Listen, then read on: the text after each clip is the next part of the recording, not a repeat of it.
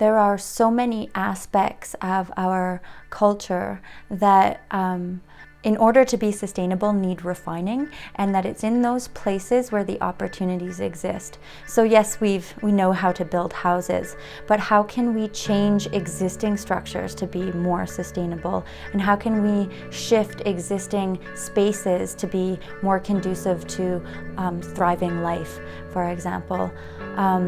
So I think that it's really important to consider the change that's necessary and the small pieces of that maybe one person can take on, and that where there can potentially be, say, a business opportunity in that.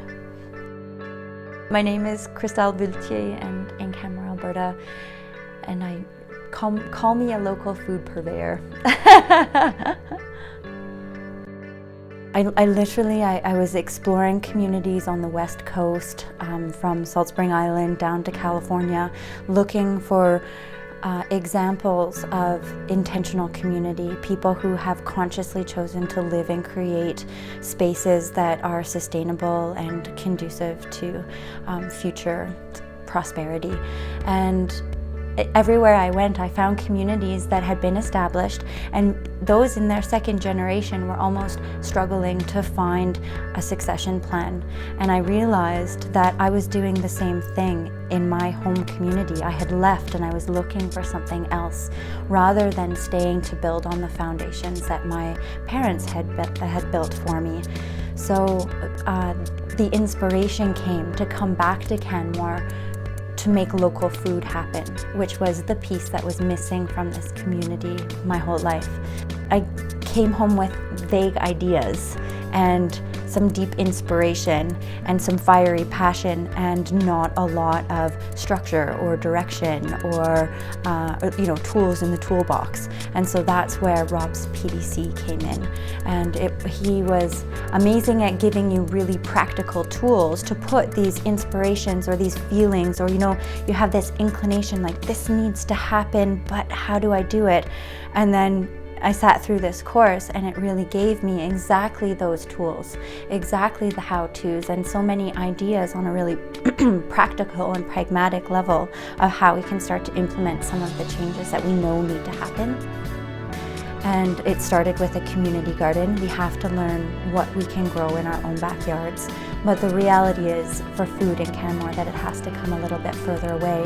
And it really isn't coming from our neighborhoods or our regions at all, outside of the Farm Box program that we started. And so we attempted to connect with local farms and really start this flow of local regional food. And so in both projects in their second year now, I would say are really blossoming. They've totally taken off, and they've just sort of kind of doubled in size this year, and we're seeing a lot of positive response from the community, and a lot of growth and a lot of learning and a lot of momentum behind the projects, which just kind of keep them propelled forward, and me chasing behind them, trying to keep up and tie up loose ends.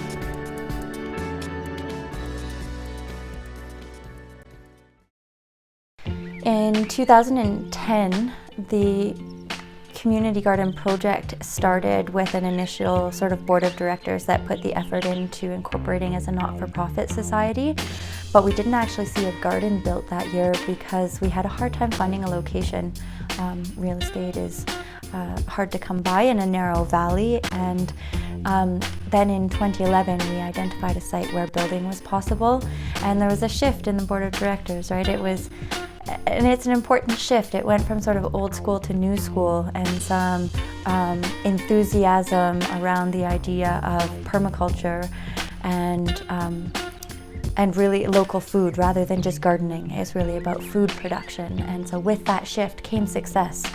In the first year we built the wildlife fence, which was step one in this valley, and just installed half of the garden. We have 1,000 square meters, and we just did half, just to test how the waking bed system was going to work and how the swales were going to work. And because we were both working with plot rental system but also a communal space, we wanted to know how the dynamic would work with the people, and we saw a lot of success in that first year and very few problems with that human dynamic, so we decided to replicate the design entirely, and so that space essentially doubled this year and we installed the second half.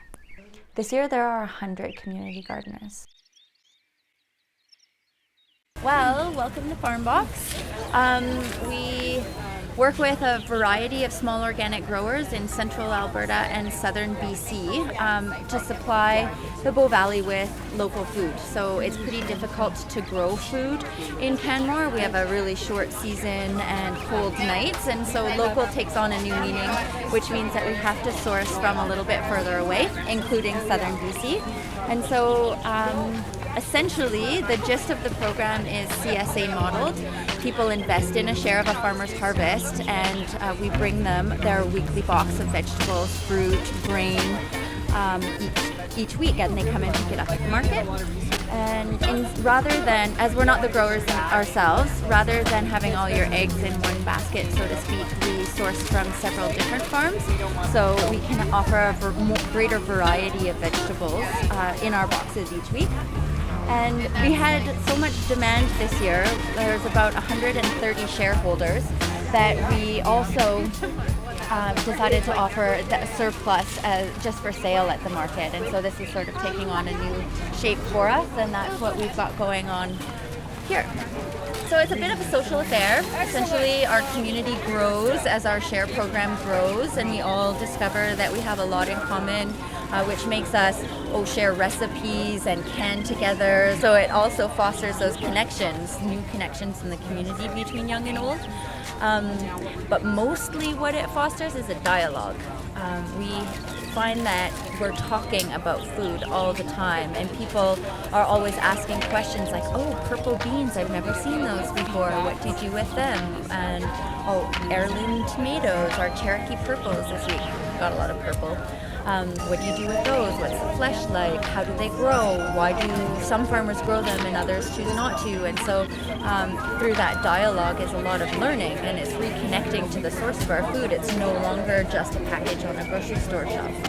So I think it's that kind of a connection and a dialogue that's the biggest benefit of this. Even beyond, say, the nutritional value of the food or the chemicals that are taken out of the soil by supplying our restaurants and kitchens with organic food, the biggest impact, I think, is the learning and the dialogue, for sure.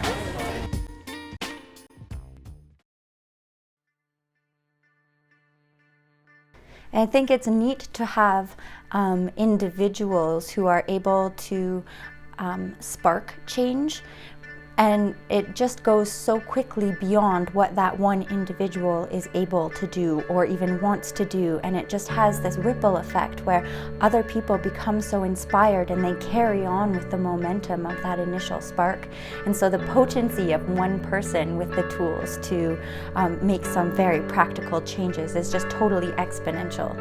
Every family member, friend, neighbor that sees what's happening starts to implement some of those really small changes themselves, and the effect is enormous.